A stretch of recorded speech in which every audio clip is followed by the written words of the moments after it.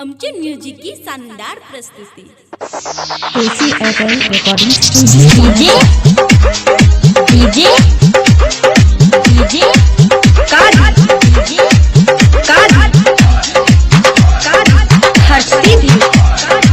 हर्षी भी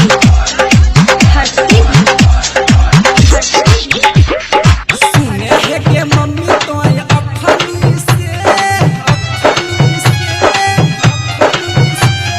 सुने है के मम्मी तो अखनी से बिहा का दे छौरी घस कटनी से बिहा का दे छौरी घस कटनी से सुने है के मम्मी तो अखनी से बिहा का दे छौरी घस कटनी से भाग के बो दिल्ली गाड़ी पटनी से बिहा का दे छौरी घस कटनी से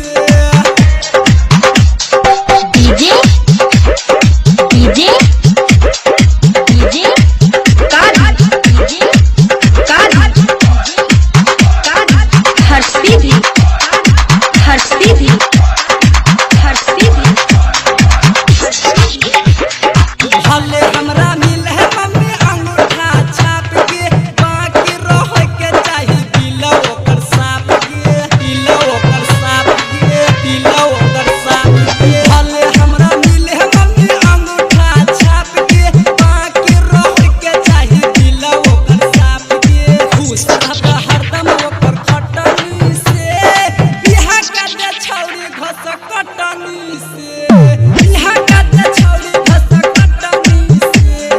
बिहा का दे छौरी घस कटनी से हाग देबो दिल्ली गाड़ी पटनी से बिहा का दे छौरी घस कटनी से